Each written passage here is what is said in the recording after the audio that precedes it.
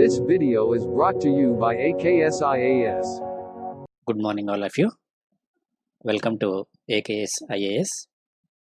ఈరోజు మనము నవంబర్ 21కి సంబంధించిన కరెంట్ అఫైర్స్ చూద్దాం. ఈ కరెంట్ అఫైర్స్ని ఈనాడు, సాక్షి, హిందూ, ఇండియన్ ఎక్స్ప్రెస్ నుంచి సేకరించడం జరిగింది. సో ఇందులో మనకు ముఖ్యంగా యూపీఎస్సికి ప్రిలిమ్స్కి ఎగ్జామ్స్కి ఉపయోగపడే విధంగా, అదేవిధంగా ఏపీపీఎస్సి మరియు టీఎస్పీఎస్సి గ్రూప్ 1 మరియు గ్రూప్ 2 ఎగ్జామ్స్కి ఉపయోగపడే విధంగా ఈ కరెంట్ అఫైర్స్ని ఇక్కడ డిస్కస్ చేయడం జరుగుతుంది. సో రెగ్యులర్గా ఈ కరెంట్ అఫైర్స్ని మీకు అప్లోడ్ చేయడంతో పాటు కొన్ని ఆబ్జెక్టివ్ క్వశ్చన్స్ కూడా మీకు ప్రొవైడ్ చేస్తున్నాను. ఇక ఈ కరెంట్ అఫైర్స్కి సంబంధించిన పీడిఎఫ్ ఏదైతే ఉందో ఇది మీకు టెలిగ్రామ్ ఛానల్లో మీకు అవైలబుల్గా ఉంటుంది. సో రెగ్యులర్గా ఈ కరెంట్ అఫైర్స్ను ఫాలో అప్ చేస్తూ ఉండండి, ఎందుకంటే మీకు ప్రతి కాంపిటేటివ్ ఎగ్జామ్స్కి కరెంట్ అఫైర్స్ అనేది చాలా చాలా ఇంపార్టెంట్. సో కరెంట్ అఫైర్స్లో ఎవరైతే ఎక్కువగా మార్క్స్ గెయిన్ చేస్తారో సో వారికే ఈ కాంపిటేటివ్ ఎగ్జామ్స్లో మంచి మార్కులు వచ్చే అవకాశం ఉంటుంది. కాబట్టి సో కరెంట్ అఫైర్స్ని నెగ్లెక్ట్ చేయొద్దు.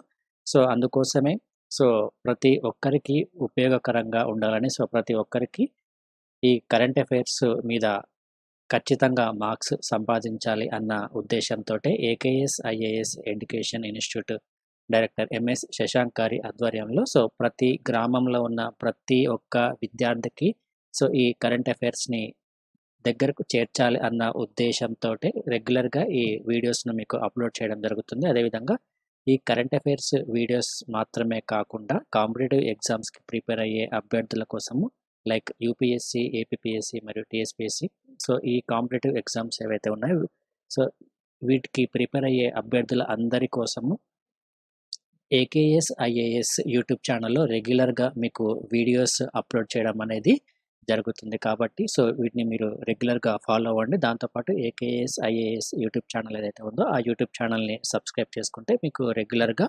అప్డేట్స్ రావడం అనేది జరుగుతుంది.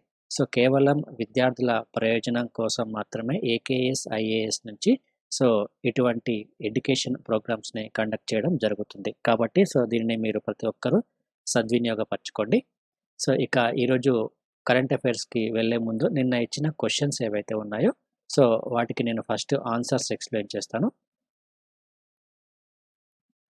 సో ఇక్కడ ఫస్ట్ క్వశ్చన్ ఒకసారి మనం ఇక్కడ గమనిస్తే, reciprocal access agreement sometimes seen in the news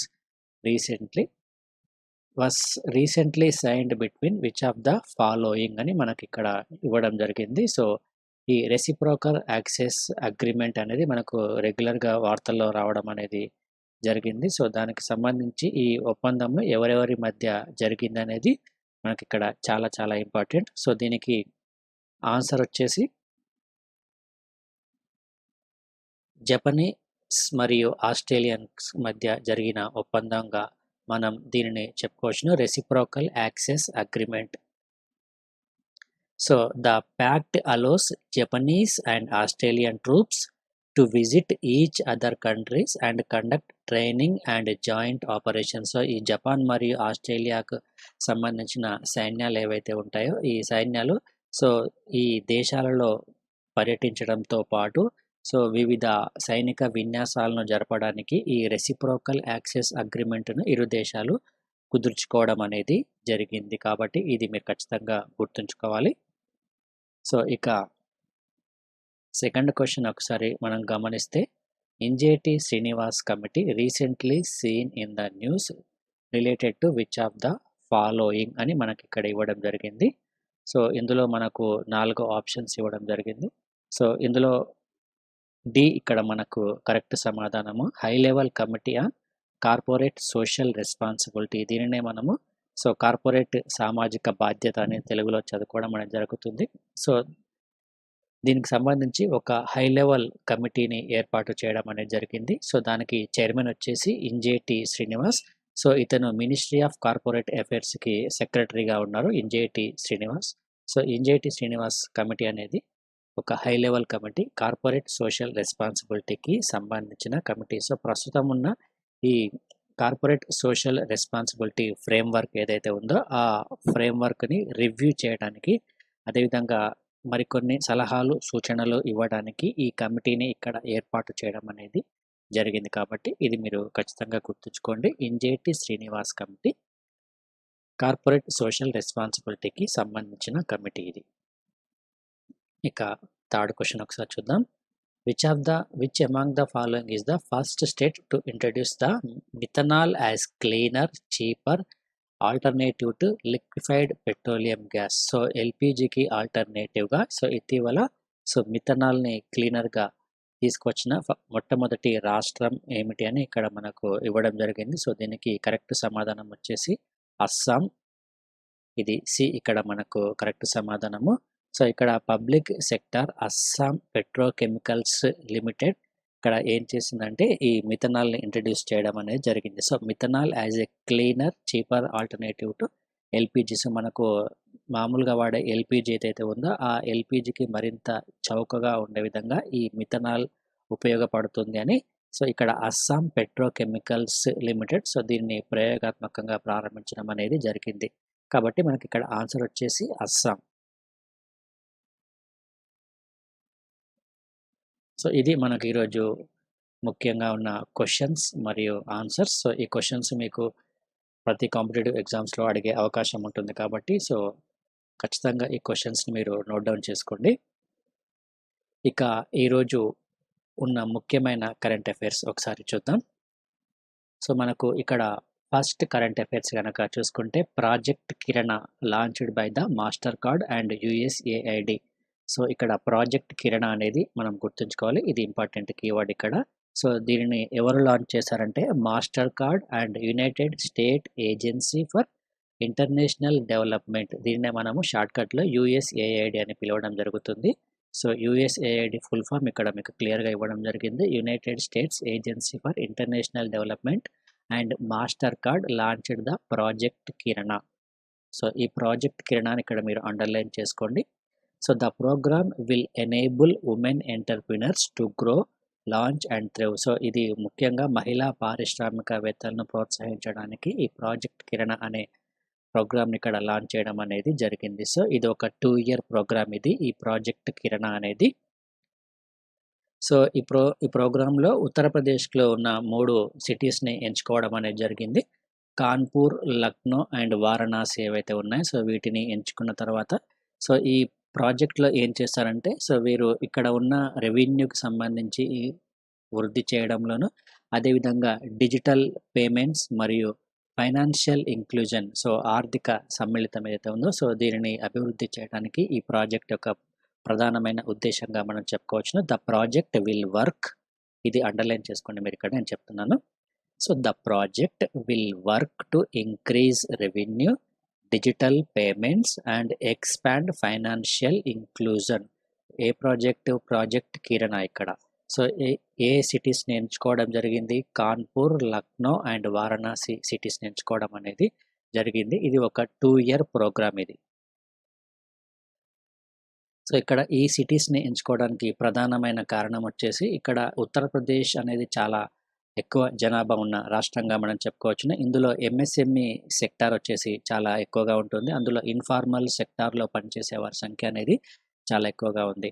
అదేవిధంగా మోర్ దెన్ 10.3% ఉమెన్స్ ఇక్కడ ఈ ఎంఎస్ఎంఈ సెక్టార్లో పనిచేయడం అనేది జరుగుతుంది. ఇది చాలా ఎక్కువ చెప్పుకోవచ్చు. ఇక్కడ ఉన్న ఉమెన్ పాపులేషన్లో దాదాపుగా 10.3% ఇక్కడ ఎంఎస్ఎంఈ సెక్టార్లో పనిచేయడం అనేది జరుగుతుంది. అదేవిధంగా ఈ ఉత్తరప్రదేశ్ రాష్ట్రాన్ని కనుక గమనిస్తే ఉత్తరప్రదేశ్ రాష్ట్రంలో చాలా ఎక్కువగా ఈ ఎంఎస్ఎంఈ సెక్టార్కి సంబంధించిన కంపెనీస్ అనేవి చాలా ఎక్కువగా ఉత్తరప్రదేశ్ రాష్ట్రంలో ఉన్నాయి. దాదాపుగా మన భారతదేశంలో ఉన్న మొత్తం ఎంఎస్ఎంఈలతో కంపేర్ చేసుకుంటే దాదాపుగా 14% ఎంఎస్ఎంఈలు కేవలం ఈ రాష్ట్రంలోనే ఉన్నాయని మనం గమనించవచ్చును. కాబట్టి ఈ ప్రాజెక్ట్ కిరణలో భాగంగా ఇక్కడ ఈ నగరాలు ఏవైతే ఉన్నాయో ఈ నగరాల్లో ఎన్నుకోవడం అనేది జరిగింది.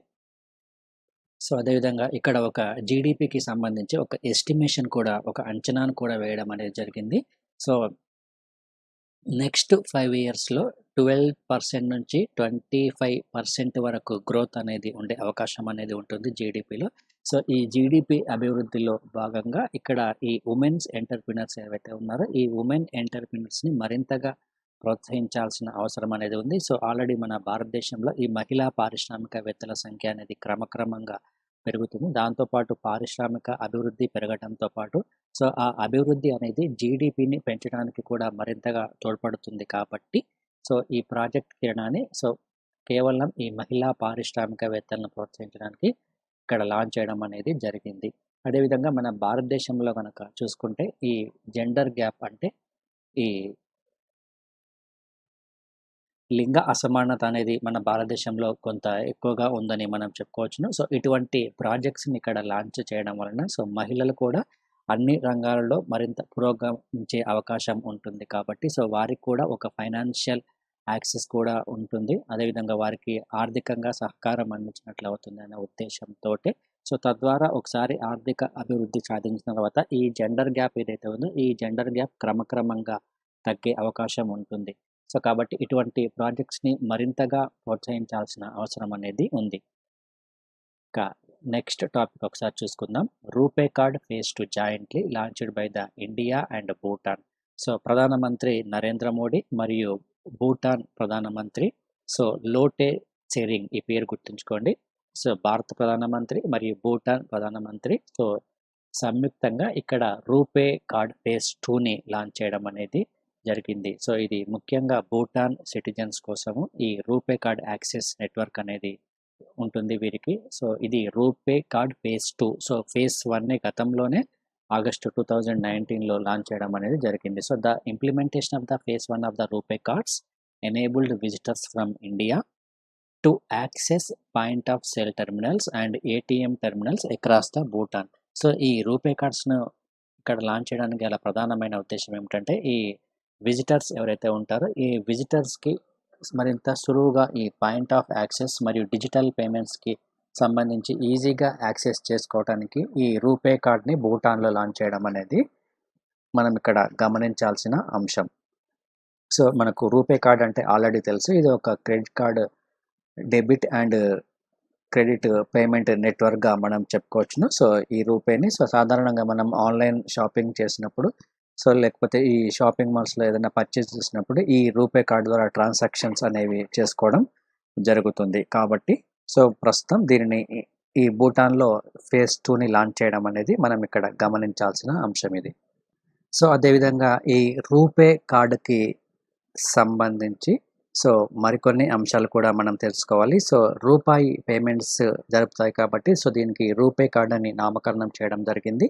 So national payments corporation of India so ఈ డిజిటల్ ట్రాన్సాక్షన్స్ ఏవైతే ఉన్నాయో ఈ డిజిటల్ ట్రాన్సాక్షన్ని నిర్వహించడం అనేది జరుగుతుంది. National payments corporation of India, ఇది గుర్తుంచుకోండి, national payments corporation of India అని గుర్తుంచుకోండి మీరు ఇక్కడ.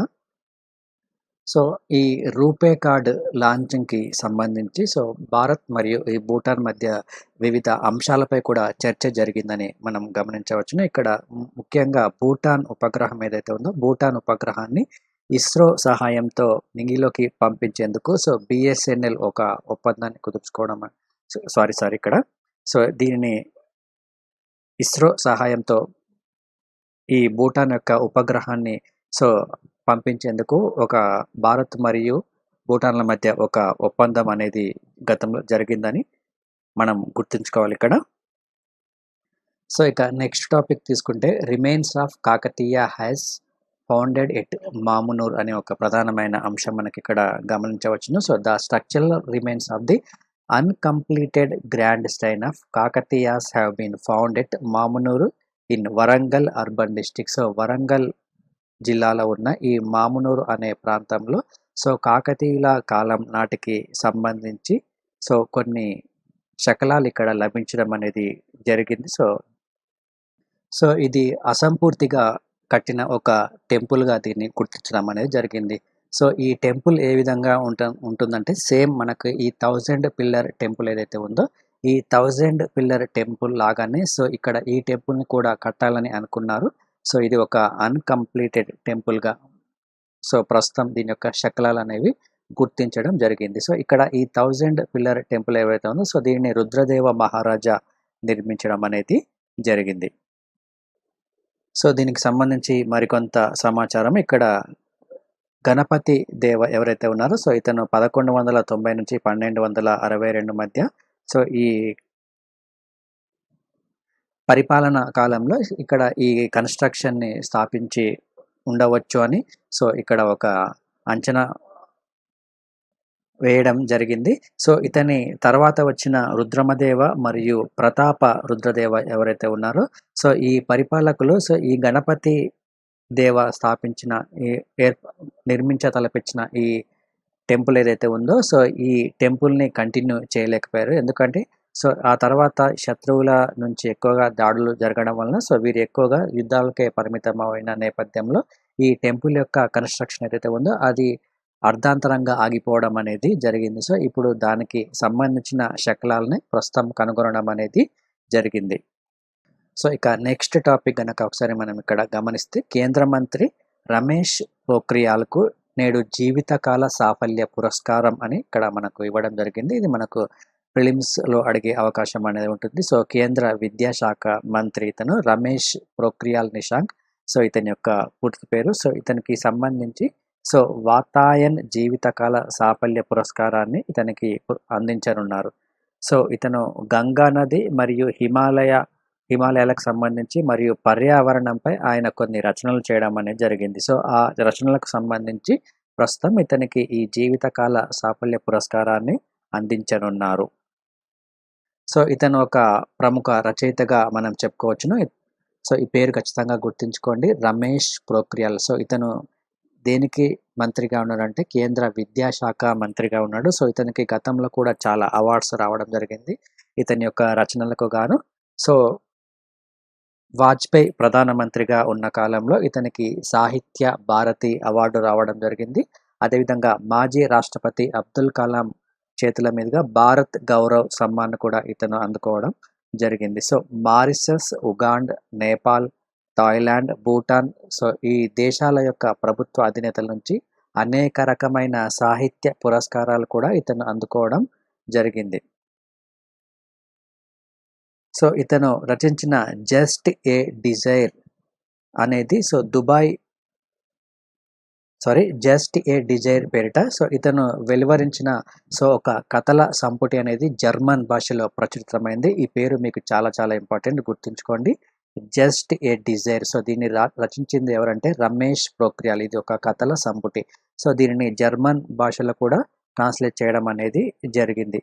సో ఇతను చేపట్టిన స్పర్శ గంగ అనే కార్యక్రమం ఏదైతే ఉందో అది మారిషస్లో ఒక పాఠ్యాంశంగా కూడా చేర్చడం అనేది జరిగింది. సో ఇతను వివిధ దేశాల నుంచి పురస్కారాలు అందుకున్నాడు.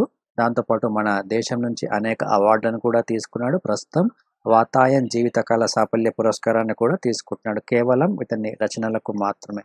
సో కాబట్టి ఇది మీకు ఎగ్జామ్లో చాలా చాలా ఇంపార్టెంట్, గుర్తుంచుకోండి ఈ బుక్ పేరు. సో ఇతనికి వచ్చిన అవార్డ్స్ ఇవన్నీ చాలా ఇంపార్టెంట్, గుర్తుంచుకోండి. సో ఇక నెక్స్ట్ టాపిక్ తీసుకుంటే కార్మికులకు ఆరోగ్య మస్తు అని, ఇది కార్మికులకు సంబంధించిన అంశం ఇది. సో కేంద్ర ప్రభుత్వము దీనికి సంబంధించి ఒక డ్రాఫ్ట్ని రిలీజ్ చేయడం అనేది జరిగింది. సో ఇది occupational safety, health and working conditions code అని అంటాము. తెలుగులో దీన్ని మనము వృత్తిపరమైన భద్రత, ఆరోగ్యము మరియు పని పరిస్థితుల స్మృతి 2020కి సంబంధించి సో ఇందులో కొన్ని అంశాలను ఇక్కడ ప్రస్తావించడం అనేది జరిగింది. సో వివిధ సంస్థల్లో పనిచేసే కార్మికులు ఎవరైతే ఉంటారో ఆ కార్మికులకు సంబంధించి 45 సంవత్సరాల పైబడిన వారందరికీ సో ఆ కంపెనీల యొక్క యజమానులు ప్రతి సంవత్సరము ఉచిత వైద్య ఆరోగ్య పరీక్షలు జరిపించాలని సో కేంద్ర ప్రభుత్వము ఒక ప్రతిపాదన తీసుకురావడం అనేది జరిగింది. సో ఇది ఈ డ్రాఫ్ట్లో ప్రతిపాదించడం అనేది జరిగింది. సో ఇక్కడ ఏజ్ చాలా ఇంపార్టెంట్, ఏజ్ ఫ్యాక్టర్ 45 సంవత్సరాల పైబడిన వారందరికీ అని గుర్తుంచుకోండి ఇక్కడ. సో ఇది కేవలం ముసాయిదా మాత్రమే, ఇది ఇంకా ఫైనల్ కాలేదు. సో కాబట్టి మనకు ఇందులో వచ్చిన అంశాలు కూడా చాలా చాలా ఇంపార్టెంట్, ఎగ్జామ్లో అడిగే అవకాశం అనేది ఉంటుంది. సో దీనికి సంబంధించి ఏవైనా ఆబ్జెక్షన్స్ అదేవిధంగా ఏవైనా రికమెండేషన్స్ కనుక ఉంటే 45 రోజుల్లోపు పంపాలని సో కేంద్ర కార్మిక ఉపాధి కల్పన శాఖ ఒక ప్రకటన కూడా ఇక్కడ చేయడం అనేది జరిగింది. సో అదేవిధంగా కొన్ని రకాల నిబంధనలు కూడా మనకి ఇక్కడ ఇవ్వడం జరిగింది. సో ఈ నిబంధనలు ఏవైతే ఉన్నాయో ఇవి కర్మాగారాలు, భవనాలు మరియు ఇతర నిర్మాణ పనులు, అదేవిధంగా గనులు మరియు అంతర్రాష్ట్ర వలస కార్మికులకు, కాంట్రాక్ట్ సిబ్బంది, వర్కింగ్ జర్నలిస్టులు, audio visual workers, sales promotion ఉద్యోగులకు ఇది వర్తిస్తుంది. సో ఎవరెవరికి వర్తిస్తుంది అనేది కూడా చాలా చాలా ఇంపార్టెంట్.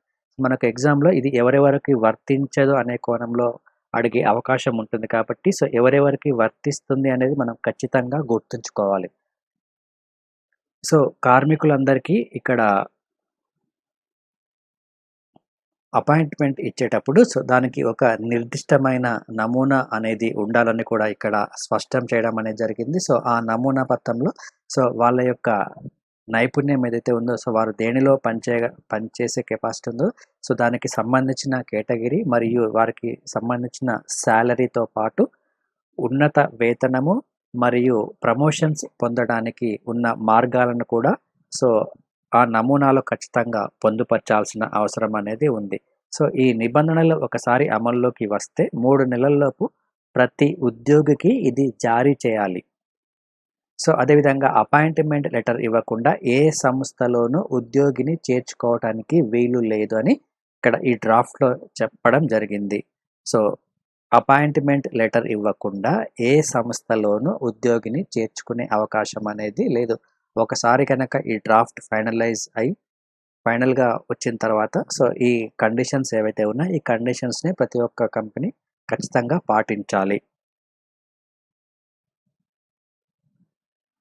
సో అదేవిధంగా వివిధ రాష్ట్రాలకు చెందిన వలస కార్మికులు ఎవరైతే ఉంటారో వలస కార్మికులకు సంబంధించి ప్రతి సంవత్సరం ఒకసారి తమ యొక్క సొంత ఊరికి వెళ్ళడానికి వీలుగా వారికి సంబంధించి ఈ ట్రాన్స్పోర్టేషన్ ఛార్జెస్ ఏవైతే ఉంటాయో ఆ ట్రాన్స్పోర్టేషన్ ఛార్జెస్ని కూడా ఇవ్వాలి అని ఈ డ్రాఫ్ట్లో చెప్పడం జరిగింది.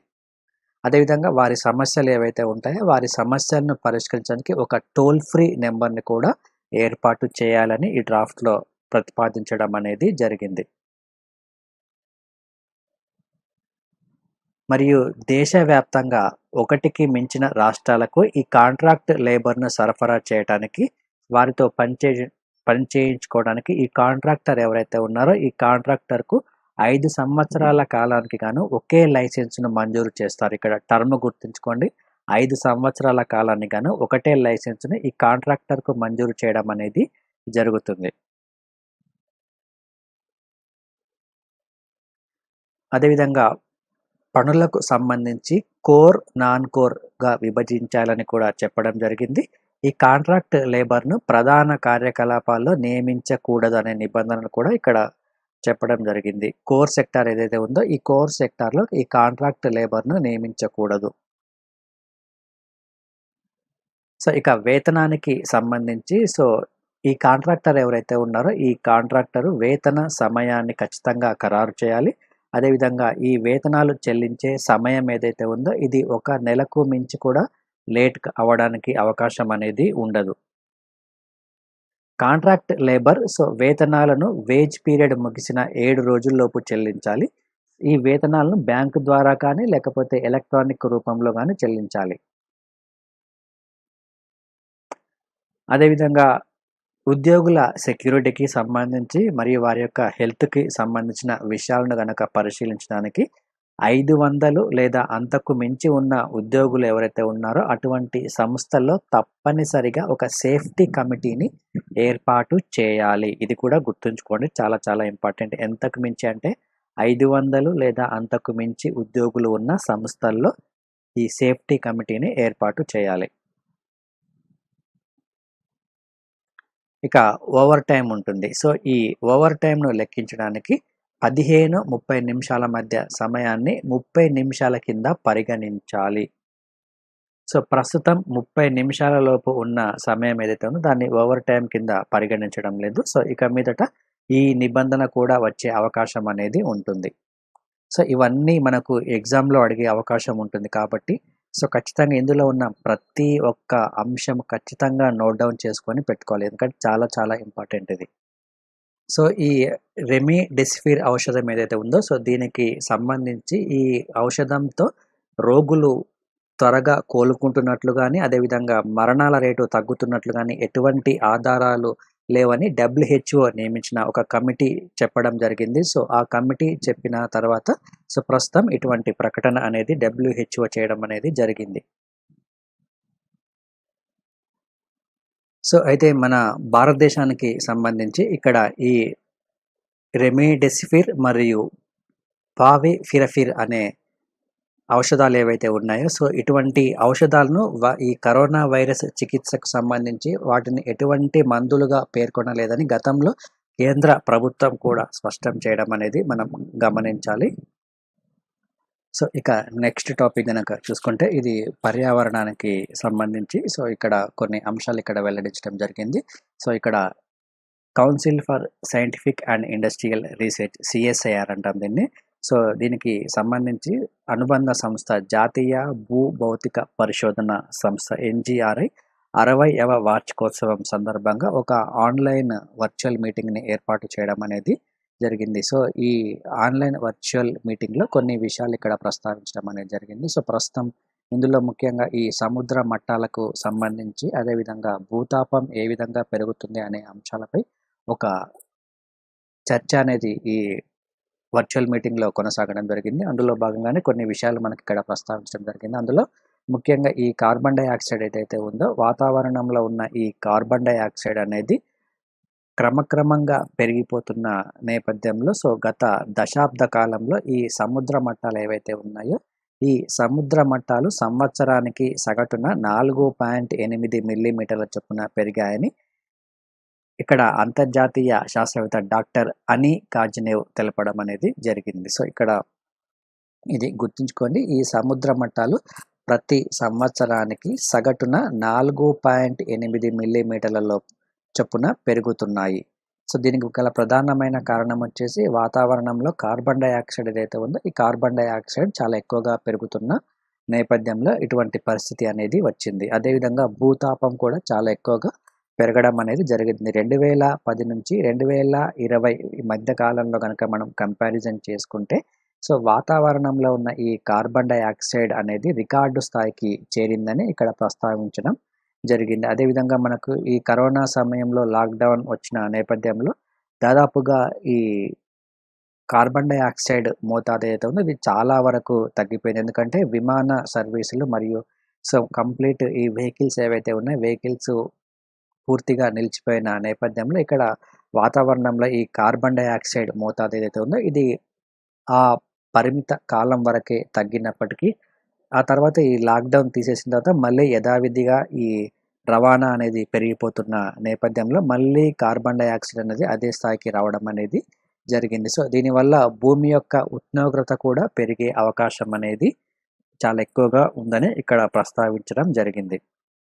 సో, ఇక 1850 నుంచి 2019 ఈ మధ్యకాలంలో గనక గమనిస్తే 1 డిగ్రీ సెల్సియస్ వరకు భూమి యొక్క సగటు ఉష్ణోగ్రత పెరిగితే, ఈ సంవత్సరం గనక మనం గమనిస్తే రికార్డు స్థాయిలో ఉష్ణోగ్రతలు చాలా ఎక్కువగా పెరిగాయని కూడా ఇక్కడ చెప్పడం జరిగింది. సో, అదేవిధంగా హిమానీ నదాలు వేగంగా కరిగిపోతుండడము, దాని వలన ఈ సముద్ర మట్టాలు పెరగడానికి కూడా మరొక కారణంగా మనం ఇక్కడ చెప్పుకోవచ్చును. సో, 1900 నుంచి 1990 ఈ మధ్యకాలంలో ఇది 15 సెంటీమీటర్లుగా ఉంది ఈ సముద్ర మట్టాల యొక్క పెరుగుదల అనేది. సో, ఆ తర్వాత దీన్ని ఉపగ్రహాల తర్వాత ఈ సముద్ర మట్టాలపై జరిపిన పరిశోధన కూడా ఇదే విధంగా కొనసాగుతుందని ఇక్కడ ముఖ్యంగా ప్రస్తావించడం జరిగింది. సో, కాబట్టి ఇది మనం పర్యావరణ కాలుష్యంలో భాగంగా సో ఈ టాపిక్ని మనం చదువుకోవడం జరుగుతుంది. సో, ఇక నెక్స్ట్ టాపిక్ గనక చూసుకుంటే ఇది చైనా యొక్క దురాక్రమణకు సంబంధించి సో భూటాన్ ఒక కీలకమైన ప్రకటన చేయడం అనేది జరిగింది. అయితే ఇందులో మనకు ఇంపార్టెంట్ అంశం వచ్చేసి ఇక్కడ ఒక ప్లేస్ ఇవ్వడం జరిగింది. ఆ ప్లేస్ మనకు ఎగ్జామ్లో అడిగే అవకాశం ఉంటుంది. సో, మనకు గతంలో ఈ డోక్లాం వివాదం ఏదైతే ఉందో ఇది మనకు 2017వ సంవత్సరంలో భారత్ మరియు ఇండియాల మధ్య ఈ డోక్లాం సంఘటన మరియు ఈ డోక్లాం వివాదం అనేది జరిగింది. అయితే ఇక్కడ ఈ డోక్లాం ఏదైతే ఉందో ఈ డోక్లాం అనే ప్రదేశము భారత్, భూటాన్ మరియు చైనా దేశాలు ఏదైతే ఉందో ఈ 3 దేశాల కూటమిగా ఉంటుంది ఈ డోక్లాం అనేది. సో, ఈ డోక్లాం ప్లేస్ ఎక్కడైతే ఉందో ఇక్కడి నుంచి దాదాపుగా 9 కిలోమీటర్ల దూరాన తమ యొక్క భూభాగంలో 2.5 కిలోమీటర్ల లోపల చైనా అక్రమంగా పంగ్డా అనే గ్రామాన్ని నిర్మించడం అనేది జరిగింది అని ఒక ఆర్టికల్ ఇవ్వడం అనేది జరిగింది. సో ఈ పంగ్డా అనే గ్రామం గుర్తుంచుకోండి, ఇది ఎగ్జామ్లో అడిగే అవకాశం ఉంటుంది. సో ఈ పంగ్డా అనే గ్రామాన్ని చైనా నిర్మించిన ఒక ఆర్టికల్, ఒక న్యూస్ ఇవ్వడం అనేది జరిగింది. అయితే ఈ న్యూస్కి సంబంధించి భూటాన్ రాయబారి మేజర్ జనరల్ వర్సోప్ సమగల్ ఒక కీలకమైన వ్యాఖ్య కూడా చేయడం అనేది జరిగింది. తమ యొక్క భూభాగంలో ఈ పంగ్డా అనే గ్రామమే లేదు అని ఒక స్టేట్మెంట్ ఇక్కడ ఇవ్వడం అనేది జరిగింది. సో ఇక్కడ ఈ డోక్లాం సరిహద్దు వివాదాస్పద ప్రాంతాల్లోనూ అదేవిధంగా ఈ సరిహద్దుల మార్పుపై సో ఎటువంటి చర్చలు కూడా జరగలేదని కూడా ఇక్కడ భూటాన్ చెప్పడం అనేది జరిగింది.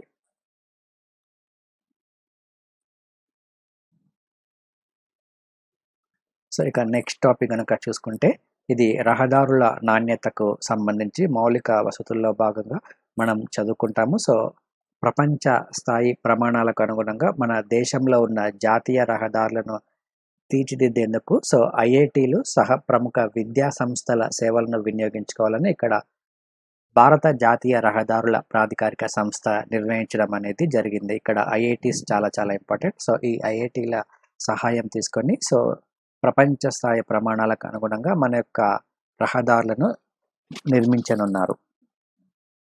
సో దీనికి సంబంధించి మన భారతదేశంలో ఉన్న 18 ఐఐటీలు, అదేవిధంగా 26 నిట్లు, 190 ప్రముఖ ఇంజనీరింగ్ కళాశాలలు కూడా సో భారత జాతీయ రహదారుల ప్రాధికారిక సంస్థ ఇచ్చిన పిలుపుకు స్పందించడం అనేది జరిగింది.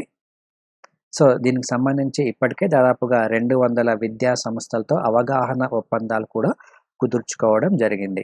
సో ఈ ఒప్పందం ప్రకారము ఇక్కడ ఈ అవగాహన ఒప్పందం కుదుర్చుకున్న విద్యా సంస్థలు ఏవైతే ఉంటాయో ఈ విద్యా సంస్థలు ఈ సేఫ్టీకి సంబంధించి, అదేవిధంగా మెయింటెనెన్స్ మరియు ప్రయాణ సౌలభ్యత మరియు నూతన రహదారుల ప్రణాళికకు సంబంధించి, అదేవిధంగా ఆయా ప్రాంతాల్లో ఉన్న స్థానిక వాతావరణానికి తగ్గట్లుగా నిర్మాణం చేయడము, సో ఇటువంటి వివిధ అంశాలపై సో ఇక్కడ నేషనల్ హైవే అథారిటీ ఆఫ్ ఇండియాకు సలహాలు సూచనలు ఇవ్వడం అనేది జరుగుతుంది.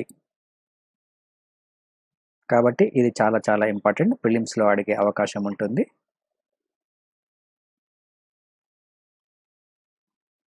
ఇక నెక్స్ట్ బుకర్ ప్రైజ్ 2020కి సంబంధించి ఇది ప్రిలిమ్స్లో ఇంపార్టెంట్. సో స్కాటిష్ అమెరికన్ రచయిత డగ్లస్ స్టూవర్ట్కు 2020 సంవత్సరానికి గాను బుకర్ ప్రైజ్ లభించడం అనేది జరిగింది. సో ఇతను రచించిన తొలి నవల షగ్గీ బెయిన్. ఈ పేరు గుర్తుంచుకోండి, షగ్గీ బెయిన్. ఈ నవలకు ఇతనికి బుకర్ ప్రైజ్ రావడం అనేది జరిగింది. సో ఈ బుకర్ ప్రైజ్కి సంబంధించి సో దాదాపుగా 6 రచయితలు పోటీ పడడం అనేది జరిగింది ఫైనల్ లిస్ట్లో. ఇందులో భారతదేశానికి చెందిన రచయిత్రి అవని దోషి కూడా ఇందులో ఉన్నారు ఈ ఫైనల్ లిస్ట్లో. ఈ పేరు కూడా గుర్తుంచుకోండి, అవని దోషి. సో ఈమె తొలిసారిగా రచించిన బర్న్ షుగర్ అనే నవలతో బుకర్ ప్రైజ్ కోసం ఈమె పోటీ పడడం అనేది జరిగింది. ఈ పేరు కూడా చాలా ఇంపార్టెంట్, బర్న్ షుగర్, రచించింది అవని దోషి. సో ఈ బుకర్ ప్రైజ్ కింద ఇతనికి 50,000 పౌండ్ల నగదు ఇవ్వడం అనేది జరుగుతుంది. ఇక నెక్స్ట్ టాపిక్ కనుక చూసుకుంటే కార్పొరేట్ బ్యాంకులకు సై అని ఒక ప్రధానమైన అంశం మనకి ఇక్కడ ఇవ్వడం జరిగింది. సో ఇది జస్ట్ ఒక కమిటీకి సంబంధించిన సిఫారసు మాత్రమే. ఇది ఇంకా ఫైనల్ కాలేదు ఇది. సో ఈ బ్యాంకింగ్ వ్యవస్థకు సంబంధించి కొన్ని కీలకమైన నిర్ణయాలు తీసుకుంటుంది. సో ప్రైవేటు బ్యాంకులకు సంబంధించి సో ప్రైవేటు బ్యాంకుల్లో ఉన్న మేనేజ్మెంట్ ఏదైతే ఉందో ఈ మేనేజ్మెంట్ పూర్తిగా మారే అవకాశం, అంటే మేనేజ్మెంట్ వ్యవస్థను పూర్తిగా మార్చే అవకాశం అనేది భవిష్యత్తులో ఉండే ఛాన్స్ ఉంటుంది. కాబట్టి సో దానికి సంబంధించి రిజర్వ్ బ్యాంక్ ఆఫ్ ఇండియా ఒక సిఫారసుని కూడా ఇక్కడ చేయడం అనేది జరిగింది. ఇక్కడ ప్రైవేట్ బ్యాంకులను ప్రమోట్ చేయడానికి, అదేవిధంగా భారీ కార్పొరేట్ మరియు పరిశ్రమ సంస్థలకు కూడా అనుమతిని ఇవ్వాలి అన్న ఉద్దేశంతో ఈ సిఫారసులను రిజర్వ్ బ్యాంక్ ఆఫ్ ఇండియా తీసుకురావడం అనేది జరిగింది. సో దీనికి అనుగుణంగానే సో బ్యాంకింగ్ రెగ్యులేషన్ యాక్ట్ 1949 ఏదైతే ఉందో సో దీనికి కొన్ని సవరణలు కూడా చేయాలని కూడా సూచించడం అనేది జరిగింది. దాంతోపాటు సో మరికొన్ని నిర్ణయాలు కూడా ఇక్కడ తీసుకురావడం అనేది జరిగింది. సో బ్యాంకింగ్ రంగంలో కొన్ని కీలకమైన మార్పులు కూడా భవిష్యత్తులో వచ్చే అవకాశం ఉంటుంది. సో ఇక్కడ 50,000 కోట్లు మరియు ఆ పైన ఉన్న భారీ రుణ పరిమాణం కలిగి 10 సంవత్సరాలకు పైబడిన మెయింటెనెన్స్ కరెక్ట్గా ఉన్న సో బ్యాంకింగేతర ఫైనాన్స్ కంపెనీలను కూడా బ్యాంకులుగా మార్చే అంశాన్ని పరిశీలించే అవకాశం అనేది ఉంటుంది. సో ఇక్కడ 50,000 కోట్లు ఆ పైన రుణ పరిమాణం కలిగి ఉన్న వాటిని మాత్రమే బ్యాంకింగ్ ఫైనాన్స్ సంస్థలుగా మార్చే అవకాశం అనేది ఉంటుంది. అదేవిధంగా నూతన బ్యాంకులకు సంబంధించి ఈ నూతన బ్యాంకుల ఏర్పాటుకు కనీస ప్రారంభ మూలధనాన్ని పెంచాలని కూడా ఆర్బీఐ ఒక ప్రతిపాదన తీసుకురావడం అనేది జరిగింది. సో బ్యాంకింగ్ విషయానికి సంబంధించి 500 కోట్ల నుంచి 1000 కోట్లకు, అదేవిధంగా చిన్న ఫైనాన్స్ బ్యాంకులకు సంబంధించి 200 కోట్ల నుంచి 300 కోట్లకు పెంచే అవకాశం అనేది ఉంటుంది. సో ఇది కేవలం సిఫారసు మాత్రమే, ఇది ఇంకా ఫైనలైజ్ అవ్వలేదు. ఇది గుర్తుంచుకోండి. ఫైనలైజ్ అయిన తర్వాత సో దాన్ని మనకు ఎగ్జామ్లో అడిగే అవకాశం ఉంటుంది. అయితే ఈ సిఫారసు కూడా మనం ఒకసారి చదువుకొని పెట్టుకోవాలి.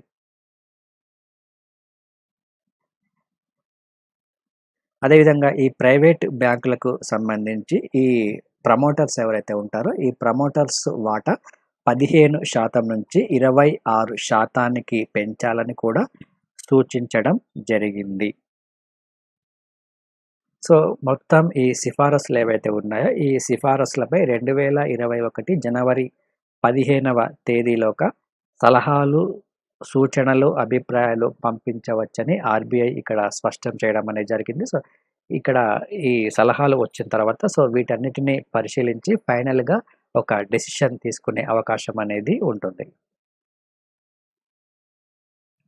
ఇక నెక్స్ట్ టాపిక్ నైపుణ్యాల పెంపునకు సంబంధించి గెట్ సెట్ గో అని ఇక్కడ మనకు ఒక అంశం ఇవ్వడం జరిగింది. జస్ట్ మనకు ప్రిలిమ్స్లో అడిగే అవకాశం ఉంటుంది. సో తెలుగు రాష్ట్రాలకు సంబంధించి మేనేజ్మెంట్ విద్యార్థులు ఎవరైతే ఉన్నారో ఈ విద్యార్థులకు సంబంధించి సో మేనేజ్మెంట్ కోర్స్ పూర్తి అయిన తర్వాత సో ఉద్యోగానికి అవసరమైన నైపుణ్యాలను వారిలో పెంపొందించేందుకు national HRD network get set go అనే ఒక కార్యక్రమాన్ని ప్రారంభించడం అనేది జరిగింది. ఇది చాలా చాలా ఇంపార్టెంట్. ఇది national HRD network get set go అనే కార్యక్రమం దేనికోసము అంటే మేనేజ్మెంట్ విద్యార్థుల్లో ఉద్యోగానికి సంబంధించిన నైపుణ్యాలను పెంపొందించేందుకు. సో ఇక నెక్స్ట్ టాపిక్ కనుక తీసుకుంటే 15 సంవత్సరాలు ఉంటేనే అంతర్జాతీయ క్రికెట్. సో ఐసీసీ ఒక కీలకమైన నిర్ణయం తీసుకోవడం జరిగింది క్రికెట్కి సంబంధించి. ఇక్కడ క్రికెట్ అంతర్జాతీయ క్రికెట్ ఆడే ఆటగాళ్ళ వయసు విషయంలో ఈ నిర్ణయం తీసుకోవడం అనేది జరిగింది. సో ఇక్కడ ఈ క్రికెట్కి సంబంధించి అంతర్జాతీయ క్రికెట్లో ఆరంగేటం చేయాలంటే కనీసం 15 సంవత్సరాలు ఉండాలని సో ఒక నూతన నిబంధనను ఇక్కడ తీసుకురావడం అనేది జరిగింది. సో ఇక్కడ పురుషులు మరియు మహిళలకు సంబంధించిన అన్ని ఐసీసీ ఈవెంట్లలోనూ అదేవిధంగా ద్వైపాక్షిక సిరీస్లో అండర్-9 క్రికెట్లోనూ ఈ నిబంధన అనేది వర్తిస్తుంది. సో కొన్ని అసాధారణ పరిస్థితుల్లో మాత్రమే 15 ఏళ్ల కంటే తక్కువ వయసు ఉన్న క్రికెటర్ను ఆడించాలంటే ముందుగా ఆ బోర్డులు ఐసీసీ నుంచి దరఖాస్తు చేసుకొని పర్మిషన్ తీసుకోవాల్సిన అవసరం అనేది ఉంటుంది. సో ఇక్కడ 1996వ సంవత్సరంలో పాకిస్తాన్కు చెందిన హసన్ రజా అనే ఆటగాడు 14 ఏళ్ల 227 రోజుల వయసులోనే అరంగేట్రం చేసిన పిన్న వయస్కుడైన అంతర్జాతీయ క్రికెటర్గా రికార్డును సృష్టించడం జరిగింది. ఈ పేరు కూడా గుర్తుంచుకోండి, మనకు ప్రిలిమ్స్లో అడిగే అవకాశం ఉంటుంది. సో అతి చిన్న వయసులో అంతర్జాతీయ క్రికెట్లో అడుగుపెట్టిన హసన్ రాజా. ఇక నెక్స్ట్ ఇది ఆంధ్రప్రదేశ్ రాష్ట్రానికి సంబంధించిన అంశము. ప్రపంచ మత్స్య దినోత్సవం ఆధారంగా సో దాదాపుగా 3,000 కోట్ల వ్యయంతో 8 ఫిషింగ్ హార్బర్లను అదేవిధంగా 225 కోట్ల వ్యయంతో అన్ని నియోజకవర్గాలలో నియోజకవర్గానికి ఒక ఆక్వా హబ్ను నిర్మాణం చేస్తున్నట్లు ఆంధ్రప్రదేశ్ రాష్ట్ర ప్రభుత్వం ప్రకటించడం అనేది జరిగింది. ఇది ఆంధ్రప్రదేశ్ రాష్ట్ర ప్రభుత్వం ఇచ్చిన మత్స్యశాఖ ఆంధ్రప్రదేశ్ ప్రభుత్వం ఇచ్చిన ఒక అడ్వర్టైజ్మెంట్ ఇది. సో, ఈ అడ్వర్టైజ్మెంట్‌లో ఉన్న ప్రతి ఒక్క అంశం మనకు చాలా చాలా ఇంపార్టెంట్. సో, ఇక్కడ దాదాపుగా 1510 కోట్ల వ్యయంతో సో, కొన్ని ప్లేసెస్ ఇవ్వడం జరిగింది. ఈ ప్లేసెస్‌లో ఫిషింగ్ హార్బర్‌లను ఏర్పాటు చేయనున్నారు. సో, నెల్లూరు జిల్లాలోని జువ్వెలదిన్న, తూర్పుగోదావరి జిల్లాలోని ఉప్పాడ, గుంటూరు జిల్లాలో నిజాంపట్నం, కృష్ణా జిల్లా మచిలీపట్నంలో 4 ఫిషింగ్ హార్బర్‌లకు నేడు శంకుస్థాపన చేయనున్నారు. అదేవిధంగా త్వరలో అంటే నెక్స్ట్ ఫేజ్‌లో శ్రీకాకుళం జిల్లాలోని బుడగట్లపాలెం, విశాఖపట్నం జిల్లాలోని పూడిమడక, పశ్చిమ గోదావరి జిల్లాలోని బియ్యపుతిప్ప, ప్రకాశం జిల్లా కొత్తపట్నంలో మరొక 4 ఫిషింగ్ హార్బర్‌లను ఏర్పాటు చేయనున్నారు. ఇక్కడ ఈ విలేజ్ నేమ్స్ ఏవైతే ఉన్నాయో ఇవి చాలా చాలా ఇంపార్టెంట్, గుర్తుంచుకోండి. ఖచ్చితంగా వీటిని మీరు ఖచ్చితంగా బట్టి పట్టాలి. ఎందుకంటే ఎగ్జామ్‌లో అడిగే అవకాశం అనేది ఉంటుంది. అదేవిధంగా సో, వినియోగదారులకు సంబంధించి వారికి నాణ్యమైన చేపలు మరియు రొయ్యలను అందుబాటులోకి తీసుకురావడానికి పౌష్టిక ఆహార భద్రతను కల్పించడంతో పాటు జనతా బజార్లకు అనుసంధానం చేసి సో, ఈ మత్స్య ఆక్వా రైతులు ఎవరైతే ఉంటారో సో, వాటికి సో, ఈ గిట్టుబాటు ధరను అందించడానికి 225 కోట్ల వ్యయంతో ఆక్వా హబ్‌లను కూడా ఏర్పాటు చేయనున్నారు. సో, మొదటి విడతగా 25 ఆక్వా హబ్‌లకు శంకుస్థాపన చేసే అవకాశం ఉంటుంది ఈరోజు. అదేవిధంగా ఈ ఆక్వా కల్చర్ ఏదైతే ఉందో సో, దీనిని ఆంధ్రప్రదేశ్ రాష్ట్రంలో అభివృద్ధి చేయడానికి ఆక్వా కల్చర్ డెవలప్‌మెంట్ అథారిటీని కూడా ఆంధ్రప్రదేశ్ రాష్ట్ర ప్రభుత్వం తీసుకురావడం అనేది జరిగింది. సో, దేశంలోనే మొట్టమొదటిసారిగా ఏపీ ఫిష్ ఫీడ్ ఆర్డినెన్స్‌ను కూడా ఆంధ్రప్రదేశ్ రాష్ట్ర ప్రభుత్వం తీసుకురావడం అనేది జరిగింది. అదేవిధంగా పశ్చిమ గోదావరి జిల్లాలోని ఆంధ్రప్రదేశ్ ఫిషరీస్ విశ్వవిద్యాలయం ఏర్పాటు కూడా ఒక ఆర్డినెన్స్‌ను తీసుకురావడం అనేది జరిగింది. మత్స్యకారుల కుటుంబానికి సంబంధించి నష్టపరిహారం ఏదైతే ఉందో సో, ఈ నష్టపరిహారాన్ని 5 లక్షల నుంచి 10 లక్షల వరకు పెంచడం అనేది జరిగింది. సో, ఈ వేటకు వెళ్ళిన సమయంలో ఎవరైనా మరణిస్తే వారికి ఈ నష్టపరిహారం ఇవ్వడం జరుగుతుంది. అదేవిధంగా సముద్రంపై చేపల వేటకు సంబంధించి నిషేధించిన కాలంలో ఈ మత్స్య కుటుంబాలకు సంబంధించి దాదాపుగా 10,000కు దీనిని పెంచడం అనేది జరిగింది. సో, 10,000 ఇవ్వడం అనేది వీరికి ఉంటుంది. ఇక డీజిల్ ఆయిల్‌పై లీటర్‌కు సబ్సిడీ ఇవ్వడం జరుగుతుంది. లీటర్‌కు సో, 6.3 పైసల నుంచి 9 పైసలకు దీన్ని పెంచడం జరిగింది. మత్స్యశాఖకు చెందిన 8 బంకులతో పాటు ప్రభుత్వం గుర్తించిన 79 ప్రైవేటు బంకులలో కూడా ఈ సబ్సిడీ అనేది కొనసాగుతుంది. సో, అదేవిధంగా ఈ మత్స్యకారులకు సంబంధించి సో, ఒక వెబ్ అప్లికేషన్ కూడా రూపొందించడం జరిగింది. ఇది కూడా గుర్తుంచుకోండి. ఈ మత్స్యకార్ అనే వెబ్ అప్లికేషన్ ఇది. సో, దీని యొక్క అదేవిధంగా టోల్ ఫ్రీ నెంబర్ వచ్చేసి 155251. టోల్ ఫ్రీ నెంబర్ కూడా ఎగ్జామ్‌లో అడిగే అవకాశం ఉంటుంది. కాబట్టి ప్రతి అంశం మనం ఖచ్చితంగా గుర్తుంచుకోవాలి. సో, ఇక నెక్స్ట్ వచ్చేసి ఇది తుంగభద్ర పుష్కరాలకు సంబంధించిన అంశం ఇది. సో, ప్రస్తుతం తుంగభద్ర పుష్కరాలు అనేవి ఆంధ్రప్రదేశ్ రాష్ట్ర ముఖ్యమంత్రి సో, ఇక్కడ ప్రారంభించడం అనేది జరిగింది. సో, కాబట్టి మనకు ఈ తుంగభద్ర నదికి సంబంధించి సో, ఎగ్జామ్‌లో అడిగే అవకాశం అనేది ఉంటుంది. సో, ఇక్కడ కర్నూలు జిల్లాలోని సో, కర్నూలు నగరంలోని సంగల్ బాగ్ అనే ఘాటులో ఈ తుంగభద్ర పుష్కరాలను ఇక్కడ ప్రారంభించారు. ఈ ప్లేస్ గుర్తుంచుకోండి. సంకల్ బాగ్ ఘాట్‌లో ఈ తుంగభద్ర పుష్కరాలను ప్రారంభించడం అనేది జరిగింది. సో, తుంగభద్ర నది అనేది మనకు ఈ కృష్ణా నది ఏదైతే ఉందో కృష్ణా నదికి ఒక ఉపనదిగా మనం చదువుకుంటాము. సో, ఈ తుంగభద్ర నది మనకు ఈ కర్ణాటకలోని పడమటి కనుమల్లో జన్మిస్తుంది. తుంగ, భద్ర అనే 2 నదుల కలయిక వలన ఈ తుంగభద్ర నది ఏర్పడడం అనేది జరిగింది. అదేవిధంగా మనకు చారిత్రకంగా తీసుకుంటే సో, విజయనగర సామ్రాజ్యం ఏదైతే ఉందో విజయనగర సామ్రాజ్యం కూడా ఈ తుంగభద్ర నది ఒడ్డునే వెలవడం అనేది జరిగింది. కాబట్టి సో, ఈ నదికి సంబంధించి సో, మీరు ఒకసారి బ్యాక్‌గ్రౌండ్ కూడా ఒకసారి మీరు చూసుకోవాలి.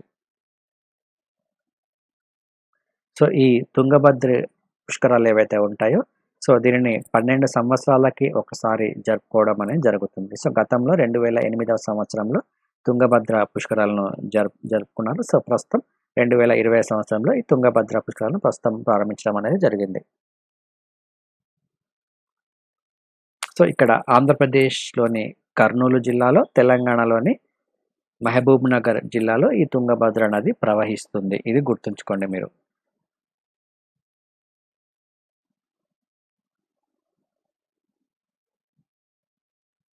సో ఇక నెక్స్ట్ టాపిక్ గనక తీసుకుంటే విద్యుత్ నగదు బదిలీకి సంబంధించి దాదాపుగా 8,353 కోట్లను సో ఆంధ్రప్రదేశ్ రాష్ట్ర ప్రభుత్వం ప్రకటించడం అనేది జరిగింది. సో దీన్ని శ్రీకాకుళం జిల్లాలో ప్రయోగాత్మకంగా అమలు చేస్తున్నారు. సో వైఎస్ఆర్ ఉచిత విద్యుత్ పథకాన్ని సో రాష్ట్ర వ్యాప్తంగా భవిష్యత్తులో మరింత పటిష్టవంతంగా అమలు చేసేందుకు ఆంధ్రప్రదేశ్ రాష్ట్ర ప్రభుత్వం సన్నాహాలు చేయడం అనేది జరుగుతుంది. ఇందులో భాగంగా డైరెక్ట్ బెనిఫిట్ ట్రాన్స్ఫర్ అంటే సో డైరెక్ట్‌గా రైతుల ఖాతాల్లోకే ఈ నగదు బదిలీ ప్రక్రియ అనేది జరుగుతుంది. సో ఇక్కడ వీరు సేకరించిన సమాచారం ప్రకారము వ్యవసాయ విద్యుత్ లోడ్ లెక్కల ఆధారంగా రాష్ట్ర వ్యాప్తంగా దాదాపుగా 8,353 కోట్ల మేర విద్యుత్ సబ్సిడీని రైతులకు ఇవ్వనున్నారు ఆంధ్రప్రదేశ్ రాష్ట్ర ప్రభుత్వం.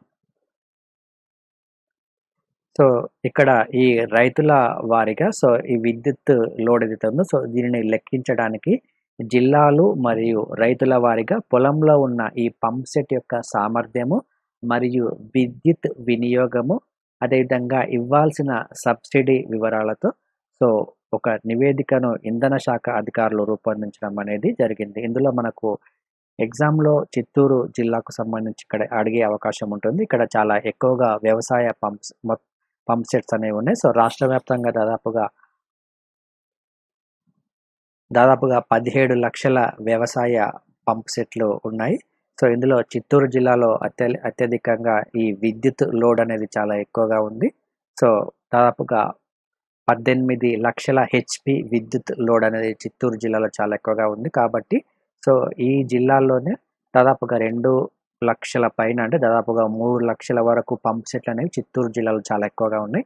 కాబట్టి ఈ చిత్తూరు జిల్లాలో 1,420 కోట్ల సబ్సిడీ అనేది ఉంటుంది. కాబట్టి ఇది ఒకసారి గుర్తుంచుకోండి. ఏ జిల్లాలో ఎక్కువగా ఉంది అనేది మనకు ఎగ్జామ్‌లో అడిగే అవకాశం ఉంటుంది. ఆ నెక్స్ట్ ప్లేస్ వచ్చేసి అనంతపురం జిల్లా ఉంది.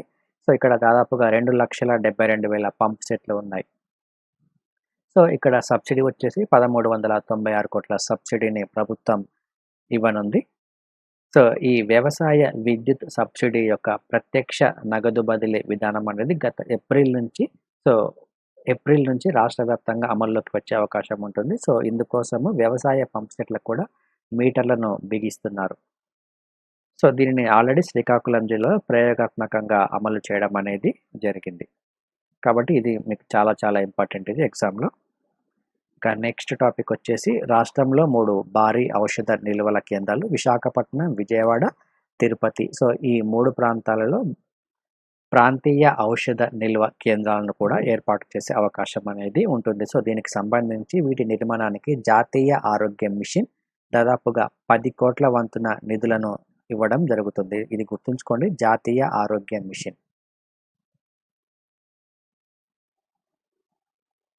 ఇక నెక్స్ట్ వచ్చేసి సో ఇది మనకు తెలంగాణకు సంబంధించిన కరెంట్ అఫైర్స్ ఇది. సో విపత్తు వేళ స్పందన విధి వంచితులకు ఆసరా అని. సో ఇది మనకు ఎగ్జామ్‌లో చాలా ఇంపార్టెంట్ ఇది. ఎందుకంటే మనకు ప్రస్తుతం జీహెచ్ఎంసీ ఎన్నికలు జరుగుతున్న నేపథ్యంలో దాని బ్యాక్‌గ్రౌండ్‌కి సంబంధించి సో దానికి చారిత్రకంగా ఉన్న వివిధ అంశాలను కూడా మనం ఇక్కడ చదువుకోవాల్సిన అవసరం ఉంటుంది కాబట్టి సో ఈ అంశాలను ఇక్కడ ప్రస్తావించడం అనేది జరిగింది. సో ఇక్కడ మీకు కనిపిస్తుంది.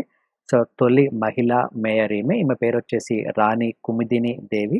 సో ఈమె 1962వ సంవత్సరంలో మున్సిపల్ కార్పొరేషన్ ఆఫ్ హైదరాబాద్ మొట్టమొదటి మహిళా మేయర్‌గా బాధ్యతలు చేపట్టడం అనేది జరిగింది. 1964 వరకు ఈమె మేయర్ పదవిలో ఉన్నారు. సో ఈమె మేయర్‌గా ఉన్న సందర్భంలో హైదరాబాద్‌లో చాలా ఎక్కువగా వరదలు రావడం అనేది జరిగింది. సో 1962వ సంవత్సరంలోనే హైదరాబాద్‌లో చాలా విపరీతంగా వరదలు రావడం అనేది జరిగింది. సో దాని ద్వారా తీవ్రంగా ఆస్తి నష్టము మరియు ప్రాణ నష్టం కూడా సంభవించడం అనేది జరిగింది. సో వరద బాధితులకు ఈమె అనేక రకమైన సహాయ కార్యక్రమాలు చేయడంతో పాటు సో అప్పుడు ప్రధానిగా ఉన్న నెహ్రూను కూడా కలిసి సో హైదరాబాద్ నగరానికి ప్రత్యేకంగా నిధులు కేటాయించాల్సిందిగా కోరడం జరిగింది. సో ఆ సమయంలో ప్రధానమంత్రిగా ఉన్న నెహ్రూ వెంటనే ప్రత్యేక సహాయాన్ని కూడా ప్రకటించడం అనేది మనం ఇక్కడ గుర్తుంచుకోవాలి. ఇక ఈమెకి సంబంధించి ఈమె బ్యాక్‌గ్రౌండ్‌కి సంబంధించి సో ఈ తొలి మహిళా మేయర్‌గా ఉన్న రాణి కుముదిని దేవి. సో ఈమె హైదరాబాద్ సంస్థానం యొక్క చివరి ఉప ప్రధాని అయిన పింగళి వెంకట రమణారెడ్డి యొక్క కుమార్తె. సో ఇక్కడ హైదరాబాద్ 7వ నిజాం పరిపాలనా కాలంలో ఆమె తండ్రి ఉప ప్రధానిగా పనిచేయడం అనేది జరిగింది. సో పింగళి వెంకట రమణారెడ్డి ఈ పేరు గుర్తుంచుకోండి, చాలా చాలా ఇంపార్టెంట్. 7వ నిజాం పరిపాలన కాలంలో చివరి ఉప ప్రధాని. అదేవిధంగా వనపర్తి సంస్థానానికి సంబంధించి వనపర్తి సంస్థానాధీశుడైన రాజా రామేశ్వరరావు కుమారుడు రాజా రామదేవ్ రామ్. ఈ రాజా రామ్దేవ్ రామ్‌కి కూడా ఈమె సతీమణి. సో ఇక్కడ మీరు చాలా జాగ్రత్తగా గమనించాలి. సో ఇక్కడ మనకు హిస్టారికల్‌గా క్వెషన్స్ అడిగే అవకాశం ఉంటుంది. సో ఈమె తండ్రి వచ్చేసి సో 7వ నిజాం దగ్గర ఉప ప్రధానిగా పనిచేయడం జరిగింది. సో వెంకట రమణారెడ్డి. అదేవిధంగా ఆ తర్వాత ఈ వనపర్తి సంస్థానానికి చెందిన రాజా రామేశ్వరరావు కుమారుడైన రాజా రామ్దేవ్ రావ్. ఈ రాజా రామ్దేవ్ రావ్‌కి సో వివాహం జరగడం అనేది జరిగింది. 1928లో వనపర్తి సంస్థానం కూడా మనకు చాలా చాలా ఇంపార్టెంట్. గతంలో చాలా సార్లు ఎగ్జామ్‌లో అడగడం జరిగింది. సో ఈమె అనేక సామాజిక సేవల్లో పాల్గొనడం అనేది జరిగింది. సో బేగంపేట డివిజన్‌కు కూడా కౌన్సిలర్‌గా వ్యవహరించడంతో పాటు 1857వ సంవత్సరంలో హైదరాబాద్ మున్సిపల్ కార్పొరేషన్ కమిటీ చైర్పర్సన్‌గా కూడా పనిచేశారు. ఇది చాలా చాలా ఇంపార్టెంట్. సో ఈమె ఈ సమయంలోనే సో కూకట్పల్లి వద్ద ఈ కుష్టు వ్యాధి గ్రస్తులు ఎవరైతే ఉంటారో సో వీరి కోసం ఒక ఆశ్రమాన్ని నిర్మించారు. ఆ ఆశ్రమం వచ్చేసి శివానంద ఆశ్రమం. ఇది కూడా గుర్తుంచుకోండి. ఆ తర్వాత ఈమె మేయర్‌గా పదవీ కాలం పూర్తయిన తర్వాత 2 సార్లు వనపర్తి ఎమ్మెల్యేగా కూడా పనిచేయడం అనేది జరిగింది.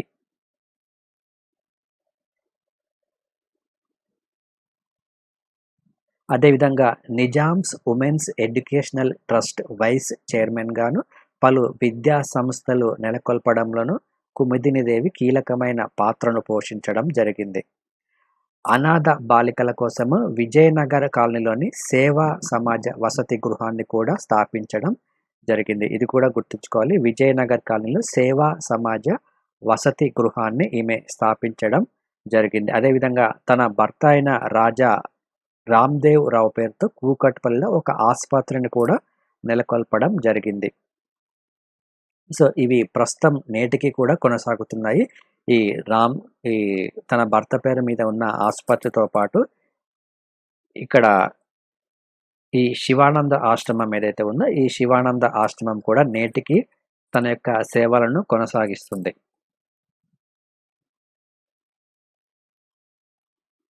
సో ఇది ఈమెకు సంబంధించి ఇంపార్టెంట్ అంశాలు.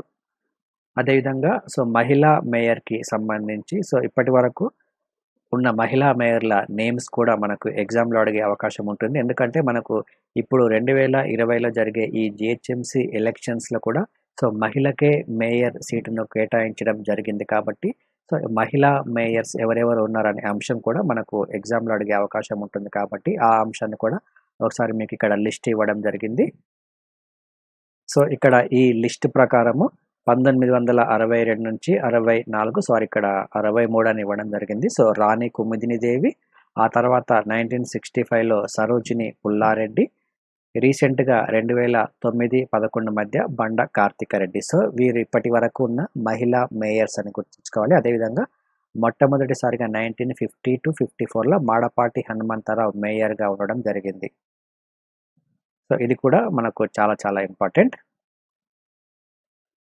సో ఆ తర్వాత ఆంధ్రప్రదేశ్ రాష్ట్రం ఏర్పడిన తర్వాత కిషన్ లాల్ మేయర్‌గా ఉన్నారు. ఇది కూడా చాలా చాలా ఇంపార్టెంట్. సో ఆంధ్రప్రదేశ్ రాష్ట్రం ఏర్పడిన తర్వాత కిషన్ లాల్ మేయర్గా ఉన్నారు. సో ఈ ఆంధ్రప్రదేశ్ ఏర్పడక ముందు చివరి మేయర్ వచ్చేసి షాబుద్దీన్ అహ్మద్ ఖాన్. సో ఇక నెక్స్ట్ వచ్చేసి బల్దియా నుంచి శాసనసభకు అని సో మేయర్గా ఎన్నికై సో ఆ తర్వాత శాసనసభలో ప్రవేశించిన లిస్ట్ ఇక్కడ ఇవ్వడం జరిగింది. సో ఇందులో నగర స్థాయి నుంచి రాష్ట్ర స్థాయి నేతలుగా చాలామంది ఉన్నారు. అందులో ముఖ్యంగా సరోజిని పుల్లారెడ్డి, తీగల కృష్ణారెడ్డి, లక్ష్మీనారాయణ ముదిరాజ్, మాడపాటి హనుమంతరావు ఎమ్మెల్యేలు మరియు మంత్రులుగా పనిచేయడం అనేది జరిగింది. సో హైదరాబాద్ తొలి మేయర్గా పనిచేసిన మాడపాటి హనుమంతరావు ఎమ్మెల్సీగా పనిచేశారు. సో తెలంగాణ తొలి దశ ఉద్యమంలో పోరాడిన లక్ష్మీనారాయణ ముదిరాజ్ సో మేయర్గా పనిచేసి 1972లో జరిగిన అసెంబ్లీ ఎన్నికల్లో ఎమ్మెల్యేగా గెలవడం జరిగింది. అదేవిధంగా సరోజిని పుల్లారెడ్డి కూడా 2 సార్లు ఎమ్మెల్యేగా పనిచేయడం జరిగింది. ఆ తర్వాత 2002లో మేయర్ తీగల కృష్ణారెడ్డి కూడా ఎమ్మెల్యేగా పనిచేయడం జరిగింది. సో ఇది కూడా ఎగ్జామ్లో అడిగే అవకాశం ఉంటుంది. సో మేయర్గా ఎన్నికై ఎమ్మెల్యేలుగా ఎవరెవరు పనిచేశారనేది కూడా ఈ లిస్ట్ మనకు చాలా చాలా ఇంపార్టెంట్. ఇక నెక్స్ట్ టాపిక్ చూసుకుంటే సో ఆర్టీసీ నెంబర్లలో అమ్మ జ్ఞాపకం అనే ఒక వార్త ఇక్కడ ఇవ్వడం జరిగింది. సో సాధారణంగా మనకు తెలంగాణ మరియు ఆంధ్రప్రదేశ్ రాష్ట్రాలకు సంబంధించి ఈ ఆర్టీసీ నెంబర్ ప్లేట్స్ ఏవైతే ఉన్నాయో ఈ నెంబర్ ప్లేట్స్ కనుక ఒకసారి మనం గమనిస్తే కామన్గా ఈ జెడ్ అనే అక్షరం చాలా కామన్గా ఉంటుంది ఆర్టీసీ నెంబర్లో. అయితే దీనికి సంబంధించి బ్యాక్గ్రౌండ్ అనేది ఉంది.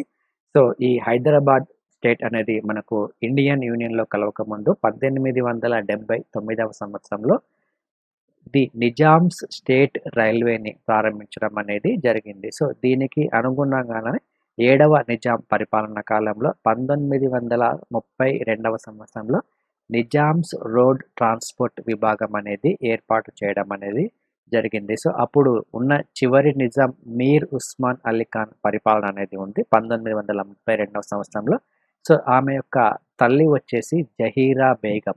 సో ఈ జహీరా బేగంలో ఉన్న తొలి అక్షరం జెడ్ను అక్కడ ఈ నెంబర్ ప్లేట్లో ఉన్న రిజిస్ట్రేషన్ నెంబర్లో చేర్చాలని కూడా ఒక నిబంధన పెట్టడం జరిగింది. సో అప్పటి నుంచి ఈ బస్ నెంబర్ ప్లేట్కి సంబంధించి జెడ్ అనే అక్షరం తప్పనిసరిగా ఉంటుంది. సో ప్రస్తుతం కూడా మనం ఈ బస్సులో నెంబర్ ప్లేట్ గమనిస్తే ఈ జెడ్ అనే నెంబర్ ఖచ్చితంగా ఉంటుంది. సో ఇక నెక్స్ట్ టాపిక్ చూసుకుంటే సో ఇది హిస్టరీకి సంబంధించింది. కార్వాన్ ప్లేస్ ఏదైతే ఉందో ఇది హైదరాబాద్లో ఉంటుంది ఈ ప్లేస్. సో ఈ ప్లేస్కి సంబంధించి ఒక హిస్టారికల్ బ్యాక్గ్రౌండ్ ఇక్కడ ఇవ్వడం జరిగింది. సో గోల్కొండ రాజ్యానికి సంబంధించి ఇక్కడ ఈ కార్వాన్ అనే ప్రాంతం ఏదైతే ఉందో ఈ కార్వాన్ ప్రాంతంలో చాలా ఎక్కువగా ఇక్కడ వజ్రాలు నేల మీద పోసి అమ్మేవారని సో చరిత్రకారులు కొంత చెప్పడం అనేది జరిగింది. సో ఇక్కడ ఉర్దూలో కార్వా అంటే వ్యాపారం కోసం వచ్చిపోయే కూడలి అని అర్థం. సో ఇది గుర్తుంచుకోండి, కార్వా అంటే వ్యాపారం కోసం వచ్చిపోయే కూడలి. సో ఆ పేరు మీదుగానే కార్వాన్ అని ప్రస్తుతం మనం దీన్ని పిలవడం జరుగుతుంది. సో ఇక్కడ పర్షియా నుంచి అనేక వ్యాపారులు ఇక్కడ వచ్చి సో ముత్యాలు దిగుమతి చేసుకొని ఇక్కడ అమ్మేవారు ఇక్కడ. సో దాదాపుగా 60,000 మంది కార్మికులు ఈ పరిశ్రమల్లో పనిచేసేవారని అప్పటి ఫ్రెంచ్ యాత్రికుడు టావెర్నియర్ తన యొక్క రచనల్లో కూడా పేర్కొనడం అనేది జరిగింది. సో 1908వ సంవత్సరంలో ఇక్కడ బాగా వరదలు వచ్చిన నేపథ్యంలో ఇక్కడ ఉన్న వ్యాపారులు ఆ తర్వాత కోటిలో ఉన్న గుజరాత్ గల్లీకి వలస వెళ్ళడం అనేది జరిగింది. ఇది హిస్టరీకి సంబంధించి కార్వాన్ అనే ప్లేస్ ఏ విధంగా వచ్చిందనేది. సో ఇది కూడా గుర్తుంచుకోవడం చాలా చాలా ఇంపార్టెంట్ ఇది. సో ఇక నెక్స్ట్ టాపిక్ కనుక తీసుకుంటే హైదరాబాద్ నాసిక్ మధ్య 2వ ఉడాన్ విమానం ప్రారంభం. సో ఉడాన్ అనే పథకం ఇది కేంద్ర ప్రభుత్వ పథకం ఇది. సో విమాన సౌకర్యం లేని ప్రాంతాల మధ్య సో అనుసంధానం పెంచడానికి ఈ పథకాన్ని ప్రారంభించడం అనేది జరిగింది. ఇందులో భాగంగానే ప్రస్తుతం హైదరాబాద్ మరియు నాసిక్ మార్గంలో ఒక స్పైస్ జెట్ విమానం అనేది ప్రారంభం జరిగింది. సో ఈ 2 నగరాల మధ్య ఇది 2వ డైరెక్ట్ విమానం ఇది. సో ఇది ఏ పథకం కింద అంటే ఉడాన్ అనే పథకం కింద. సో ఇది మనకు ఈరోజు ముఖ్యంగా ఉన్న కరెంట్ అఫైర్స్.